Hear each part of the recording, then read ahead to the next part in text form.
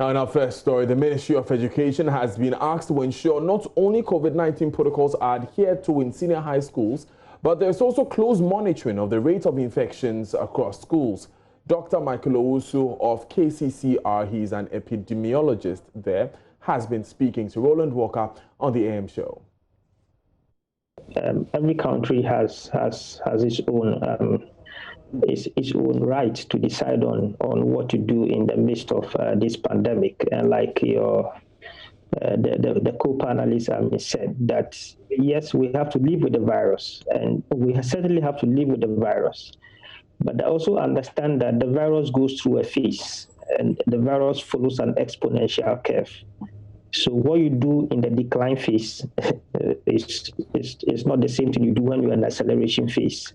We will get to a point where I believe that the risk of people getting the virus will be very, very low because many people have the it and have recovered. So the risk of becoming infected will not be something that people have to worry about. But the question about what I was saying earlier is that, yes, I mean, you may not want to close down schools, of course, which I will share with him if you have 13 schools with 1 or 2 recorded cases. But the question now is that what measures do you have in place to even detect rapid surges in cases within your own limited capacity? And what do you want to do else to expand this?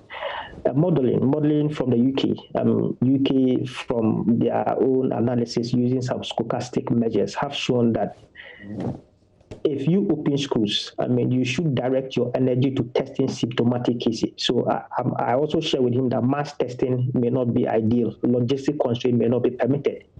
And the Center for Disease Control, US, has also backed this, that mass testing of schools and teachers is not ideal. But then you must test people who are symptomatic, people who have symptoms of the disease. And you should ensure that at least up to 72% of people who have the symptoms of the disease are tested. And then you do contact tracing and isolation for them as quickly as possible. This will enable you to know the number of new infections that you record within these schools. And then you can convert this into what you call your reproductive number of transmission rates. When this exceeds 1, then of course you know that there is active phase of transmission, and therefore you must act quickly and close the facilities to protect the vulnerable. You must understand that these students are young, so the risk of people dying, I mean, or becoming sick is also very, very low. So ideally, I don't expect many people to be sick. And if you look at our data in Ghana, most of the people who are critically ill and sick are 40 years and above. But of course, we have recorded some deaths in 9-year-old, 10-year-old, 18-year-old. These are at random, happen at random. So the goal is to protect these vulnerable. If you have 500 students and you have 2 or 3 or 4 asthmatic or sickle cell disease patients, the question is that what do you have to do so that you can protect those lives? If it means that you have to take an action that to protect these people, you have to go ahead and do it. You can delay at a point and protect the vulnerables and further open to ensure that they are not exposed or infected. So the first is availability of testing. Or if we have testing available and you can test symptomatic people up to 72%, then of course it will give you an idea of the rapid surge in cases and enable you to do contact tracing and isolate them as quickly as possible. So if you come to testing, the next question, what testing do you have to offer to these students? Already we are overstretched, and most of the testing is limited to healthcare facilities where people are critically ill. So I was looking at other alternative measures, and I've made this known to some other authorities that it will be good to have an idea. Either you can, at random, sample people to give you an idea of the population you're working with, or you can introduce an immune response antibody kit, which looks at only IgG to tell you the population of people who may have been exposed already, to give you an idea what you are dealing with.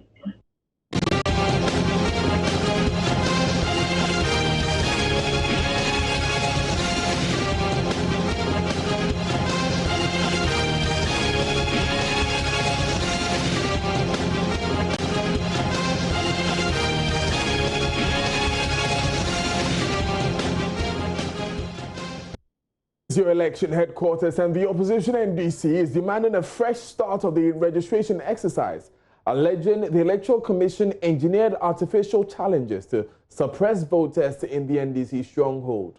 These comments come in the wake of the EC's assurance that measures will be put in place to rectify the challenges which occurred in the early hours of today.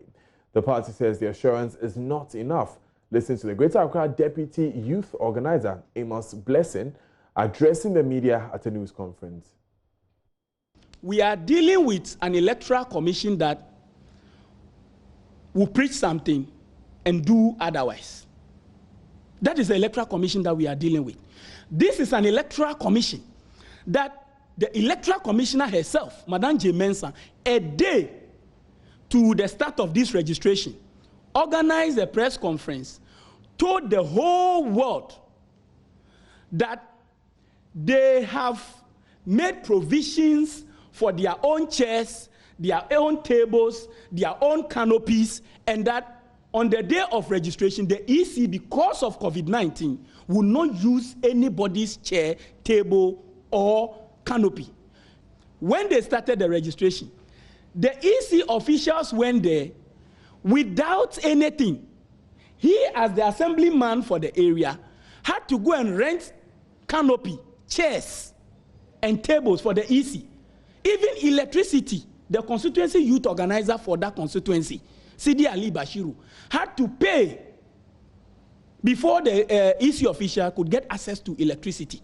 So if an electoral commissioner could come out and assure us that they are going to do these things, and on the day of registration, we don't have any of these things in place, and the same person has issued a statement this time around, not even a press conference for us to even watch her gestures, but a press statement assuring us that she's going to make time for the wastage they have created.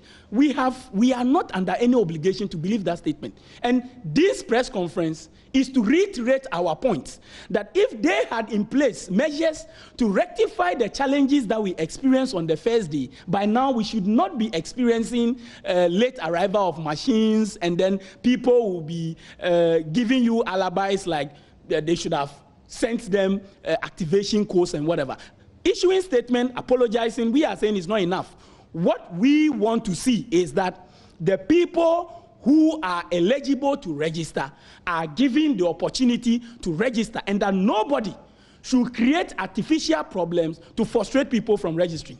So they should restart the third phase? Restart the third phase tomorrow, and the machines should start working 7:00 a.m. That is what we are saying. Let's assess what's happening on the ground in some of these registration centers, and Maxwell Agbagba is currently at Ablekuma West. Maxwell, what do you see?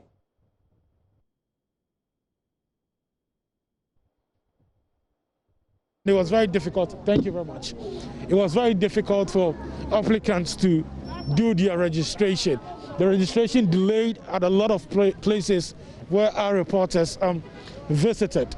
We had a member of parliament, we had MP Samolukujeto Ablakwa, who was actually calling for the Electoral Commission to extend the registration days for some of the areas that had difficulties yesterday, as we observed. And the EC says it's going to do that for them. This morning, the Electoral Commission has released a statement saying that 98, they fixed the challenge that they had yesterday. It has been fixed, 98% of it fixed. So we're observing here that as it is happening, the registration is going on smoothly here. But we have the registration officer here. We want to speak to her and find out from her how the process is going compared to what we all experienced and observed yesterday. Madam, you're welcome to JoyNews. Thank you. Great. Your name, please. Ama Baku. Ama Baku. Okay, great. Tell me, compared to yesterday when there were some challenges across the country, we want to find out how is the process going here today? Today it's going on smoothly. Everybody is where he or she is supposed to be and doing what he or she is supposed to be doing. So tell me, we know about the queue management system. I want to find out how you are implementing that here and how effective is that? Well, we are doing our best for the social distancing to be observed and the protocols, everything should be put in place. But human as we are, there are flaws here and there. Okay. So we are managing it. Okay. So what will be your assessment of the social distancing that we are seeing here? Is it impressive? Are you impressed with what you see? Well, with what we have at our disposal now, we are doing our best. We are doing our best, yeah. Well, let me just say that I'm quite impressed by how all of them are wearing their masks, at least, you know. Yeah. We are insisting on the mask. When you come to the gate, we have told the security people that if you don't have your mask, you shouldn't come inside. So the face mask is very important before you can come inside. And you've given them papers with your numbers written, on them. That's for the queue management system. Tell me, how's that going? And describe how you're implementing that. It's helping a lot because some people come very early in the morning. Sometimes around 3 o'clock, and somebody will come around 5 or 6 o'clock in the morning and would like to come in before that one. So with the papers with the numbers on, it tells you who came first. Okay. That will make the person come and have a card done first before the others follow. So how long does it take to go through the registration? It's a bit difficult to tell because of our enrollment. Sometimes you go and your fingerprints cannot be picked. You have to sit for a while and come back again. So it will be a bit difficult to tell. Because you spoke to some persons who said they've been waiting for like 3 hours and all of that. No. It's only a little problem at the side where the machine is. Okay. Thank you very much. Your name again? Amabaku. Thanks so much for speaking to us. So you just had Amabaku. She's the registration officer here at the Star of the Sea Roman Catholic School here in the Ablekuma West constituency. Let's try and speak to some of the party agents who are here. As you rightly had the registration officer mention, she would have wished that social distancing would be, would be impressive than we are seeing now. But she says with the limited resources that they have here, this is what they can make do of. But the first layer of protection, which is the face masks, we see a lot of people here wearing the face mask. Let's speak to you. You're the party agent. What's your name? My name is Isaac Barton. Okay, Isaac Barton. Yeah. You're the party agent for MPP. MPP. Yeah. Okay. Tell me, what's your assessment of the process so far? Well, the process is going to be good. It's muff in the house, so everything is good here. Okay. We don't have any problem here for Ablekuma West. Okay. Ablekuma was good. Everybody, both parties, MPP and NDC, we are all good. We are all managing the process here, so we don't have any problem here. Okay. What would you say is your job here? What exactly are you looking out for? My job is an agent. Okay. I'm agent for the MPP. That's what I'm here. Okay. Specifically, what would you be doing? What's your role? What would you be looking out for? Well, my role is when I see any people here is voting for ID card, it's needed some people to guarantee for the person. When I know you as a Ghanaian, when I see my sister also have a ID card, as a Ghanaian ID card, I also see you to say, oh, this is my brother, so please, I beg you, help me to guarantee for this woman or this man. That's what I'm saying. Sure. Thank you very much for speaking to us. What's your name? My name is Isaac Boateng. Isaac Boateng. Okay, Isaac Boateng is one of the party agents for the NPP. Let me speak to this gentleman here too. What's your name, sir? I'm Alvin Arthur. Okay, Albert Arthur. You're a party agent too? Actually, I'm the unit committee chairman for this electoral area, Gawanya electoral, to be more precise. Okay. Yeah. Tell me, how is the process going for you? What's your assessment of the registration exercise? Currently in South of Sea police station, what I observe is that the process is moving on smoothly with no interference, whereby there will be a route or insult or all sorts of forms which will cause hindrance to this process. But currently it is smooth over here in South of Sea police station. Yesterday we witnessed delays in the registration exercise for hours because the Electoral Commission had issues with their BVR machines. what has happened here today? It appears everything is going on smoothly. Yes.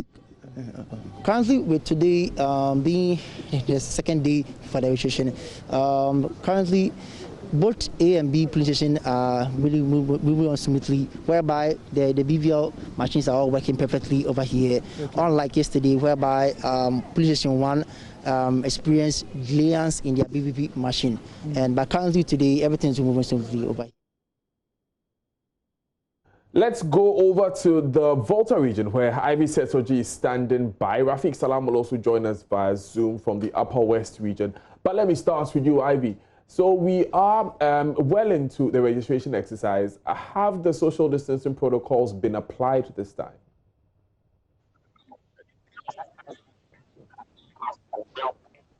Yes, fortunately, people are observing the social distancing and all the protocols. You see a lot of people wearing the nose masks and observing the social distancing. And before they even get closer to the registration center, people make sure they wash their hands and have their sanitizer before they get close to registration table. Right now, everything is moving on smoothly, and we are hoping that it continues like that throughout the week. Rafiq, how about in the Upper West region? The situation in the Upper West region, I will tell you that it's much improved from the first week that the exercise started. People are respecting these protocols, and I will tell you that I was really happy, especially with the schools when I visited Wasina High School and then was secondary technical school, and the level of compliance in these schools was much appreciated. So when you come to town, some of the various registration centers, you could see that people are really adhering to it, and also the use of face masks, and even in some cases lines are drawn for them for people to know how distant they should be from one another. Ivy, so Rafiq is talking about how lines are being drawn for people so that they know where to stand. What is being done in the Volta region? What has made the difference this time around? Well, in the Volta region, we have seats like plastic chairs at a distance in the plastic chair, so you don't get close to your neighbor who is also there to register. And everyone seated has his or her face mask on. Some centers, so they have lines drawn and then some demarcations so that you don't get close to the registration, the EC officials doing the registration, and you don't get close to your colleagues or people who are there to register. So at the end of the day, everyone is trying to observe the social distancing and with the face mask. And also people are also very concerned about washing of their hands before and after registering. Joining us with those updates this morning is live on JoyNews Desk. Remember, this is your election headquarters, meaning all the headlines and all the updates on election 2020 and beyond can be found here. Away from that, though, the Public Procurement Authority, PPA, and the procedure for awarding contracts in Ghana legitimizes corruption. This is according to Managing Trustee of the COVID-19 Private Sector Fund, Senyo Hosi. He spoke on Prime Morning after revealing the 100-bed infectious diseases facility his fund is putting up at Ga East will cost no more than $5 million. Mr. Hosi says projects led by the private sector are more affordable because of the absence of structures which make corruption thrive. I think that the Public Procurement Authority and the Act is a mechanism that legitimizes corruption. How? They tell you run through a process. That process is easily rigged. Easy. You can rig it, sole sourcing, find a way to justify it. Restricted tendering, and that is again justifiable. So there's nothing you end up with illegality around it, okay? Yeah. But inherent in it is so much public extortion. All right, so we have to rethink the way we do it. And the over-politicization of our institutions, they don't help. Almost everybody at the public procurement authority is appointed by the president. Almost all our economic institutions, everybody is appointed by the president and the ruling government at a given time. All right, so if people are appointees and they feel they have a certain obligation to their parties, people come there and make claims under the name of their parties, and people get constrained because of other implications. They don't know whether they wake up tomorrow morning, your job is gone or not. All right, so it doesn't make people act objectively and accountably to the state, but rather maybe to a political interest, to themselves, or to a president. Now, commenting on the ongoing feud between the Auditor General Daniel Domelevo and the presidency over accumulated leave, Mr. Hosi said the subject has arisen because the board of the audit service is not independent. The Auditor General is an independent function, but the institution is supposed to be governed by its board of governors. Who appoints the board of governors?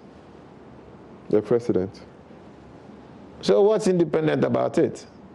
So you're going to have major conflicts. So you don't agree that it's an independent institution? I think that it's a independent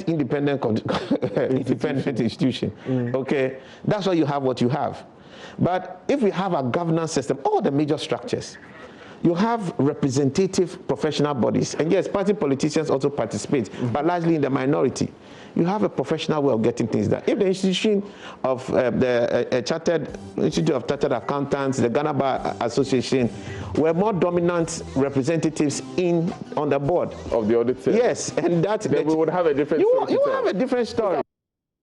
The full documentary airs tonight at 8:30 p.m. on this channel. A member of Parliament for Afajato South, Angela Ofoyiwate, has described the Joy ballot box as a decentralization of the presidential debate program, enabling MPs to also engage with their constituents on issues that matter to them as they seek to woo their voters to represent them in Parliament. She said the platform should be encouraged to enable constituents hold their political leaders accountable for every promise made to them. Madam Angela spoke to Joy News after the Joy ballot box at Hohoi. Giving her impression of the ballot box program held in Hohoi last Friday, July 10, Ms. Alawute advocated the promotion of the program in every possible way to enable aspiring MPs learn the issues that matter most to their constituents and thereby provide solutions. The platform is a very wonderful platform where you are able, the people, especially those we lead, are able to express their opinions and tell you about what they want you as the MP to do. So that guides you not to just go and say, oh, okay, because I'm the MP, I want to construct a story building here. No, it is no longer like that. We must listen to them and do what they want to do. You have also brought, this platform is giving us the opportunity to do what they do at the presidential level. You know, they have the presidential debate for the president, you know what I mean, the aspiring, and then the running mate. So this one is giving us the opportunity to also be part of that process. So you have decentralized from the top to the down for us to also to participate in this. So for me, I think it's a good show. You've done well. You have been running around. And other participants were generally impressed with the platform offered by the Joy ballot box to enable them engage with their political actors. Wasn't expecting such a huge crowd, but we've learned a lot. And it's going to be a challenge to the aspirants. They will no longer take us for granted. They will go back, think, and then rewrite their homework well, and then come back to us. And I've learned new things. I was surprised our leaders were here today to answer the questions. Whenever you call them, you can't get them, you can access them to answer these kind of questions. It's only that the time is not enough. There were, however, others whose expectations were not met because their representatives failed to show up to answer questions they had prepared to put to them. I couldn't get a chance to ask my question. My MP for Kwando constituency, who has printed this book out, if your camera can capture this, Agbenokweda for Bridge has been completed far back in 2018, and that when you should go back to the site it is only the what we call it? It is only the foundation, which you call the PAL Foundation, that has stated there. And you can see that on the cover page, this is her success story. This is what I want to voice out to the people of Pando constituency. The Joy ballot box will also be live in the Upper East, Savannah, Ashanti, and the Greater Accra regions. Watch out for the train in your community soon. My name is Amafa Ewenam Atiamwa Eli for Joy News. Hohoi.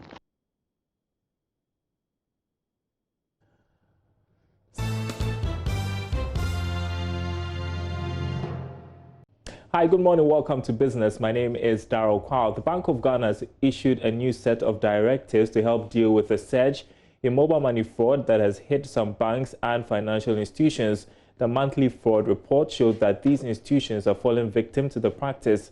George Afe has more.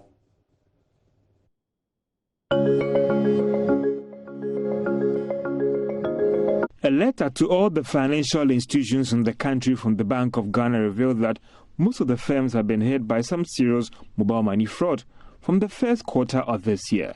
The surge in this practice has resulted in a lot of banks falling victim. The report, for instance, recounts some of these practices, which includes a bank staff receiving a call from someone claiming to be an employee of a telco that has been trained to reverse these transactions on the mobile money account. So as part of the process, the bank staff is asked to enter some codes on the mobile money platforms. Interestingly, the codes are entered leading to debiting that bank. The development has forced the Bank of Ghana to issue a new set of regulations to all players in the financial sector. The first directive is that all staff of the various financial institutions and the banks should be made aware of these kinds of fraud, according to the Bank of Ghana. No staff, according to the central bank, should be allowed to single-handedly reverse a mobile money transaction. At least 2 should be preferable. This staff, the regulator believes, should be for management level. Banking officials that handle these transactions must be instructed that they deal directly from a representative from the head office of these telecom companies. The Bank of Ghana, in a letter to all the institutions, argued that these instructions are not cast in stone and are reviewed when it matters, looking at the current environment. Well, based on this letter, it looks like the mobile money fraud has moved beyond these fraudsters just calling on suspected individuals to commercial banks and other financial institutions. With all the internal checks and compliance issues, they are even falling victim to these practices. Now, Minister for Fisheries and Aquaculture Development, Elizabeth Afulekwe, says close season for 2020 has been suspended. The ministry earlier this year was engaging stakeholders to continue implementation of the close season this year. However, the engagement was stopped to adhere to COVID-19 restrictions. Now, the ministry with the other stakeholders have agreed to suspend the close season as there was less time for fishermen to prepare. Here's the minister.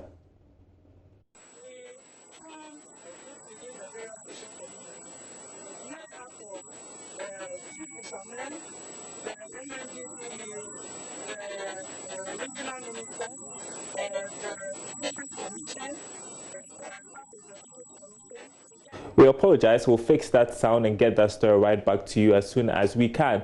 But that was Elizabeth Afulekwe, who was speaking in Tema when her ministry took delivery of 1,300 outboard motors with initial funding from ADB. Meanwhile, Managing Director of ADB, John Kofi Mensah, says his outfit will continue to assist fishermen.